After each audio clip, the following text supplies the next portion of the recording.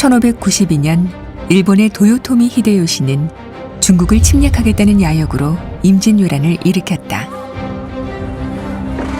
이는 조선에겐 크나큰 비극이었지만 일본에겐 도자기 기술이 세계적인 명성을 얻게 된 계기가 되었다. 7년 동안 이어진 전쟁에서 일본은 조선을 약탈하며 그들에게 필요한 기술을 가진 장인들을 강제로 끌고 갔는데 그 중에는 도자기를 만드는 사기장도 많은 수가 포함되어 있었다. 임진왜란을 가리켜 도자기 전쟁이라고도 부르는 이유가 여기에 있다. 일본으로 끌려간 도공들은 일본 각지로 흩어져 도자기를 굽는 가마터를 중심으로 모여 살았다. 그 가운데 일본 사가현 서부에 위치한 아리타는 조선 도공에 의해서 일본 최초의 자기가 만들어진 곳으로 일본 도자기의 고향으로 불린다.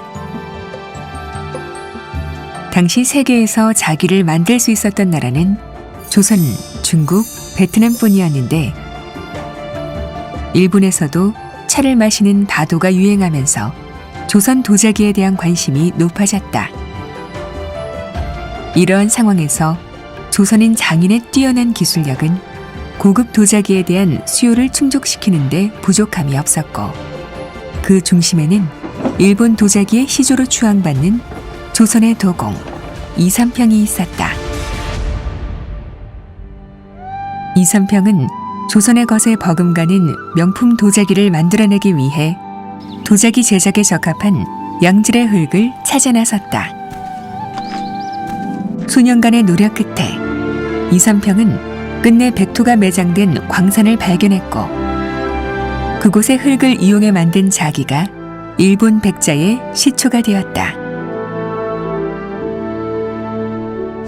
이후 아리타에는 수많은 가마터가 생기며 일본에서 유명한 도자기 생산지가 되어 자기 불모지였던 일본이 도자기 강국으로 발전하는 초석이 된다. 이와 함께 일본은 전쟁 이후에 조선과 교류를 재개하여 부산의 초량 외관 내에 부산요를 만들었다. 일본인의 취향에 맞는 도자기를 얻기 위해 조선 도공들에게 주문을 했고 일본 도공이 파견되어 조선의 도자기 제작 기술을 습득하였다. 아울러 중국 도자기의 독특한 표현 양식까지 받아들여 일본만의 개성을 지닌 도자 양식을 확립하였고 일본의 도자기는 이마리 항구에서 독일, 프랑스를 비롯해 유럽에 수출되면서 이마리 자기라는 세계 도자기 명품을 만들어내었다. 이처럼 일본의 도자기가 세계적으로 명성을 떨치게 된 것은 조선 도공들의 기술과 땀의 결과였다. 전쟁 포로로 끌려가 수많은 어려움 속에서도 수준 높은 조선의 도자 기술을 꿋꿋이 계승하고 발전시켰던 조선의 도공들.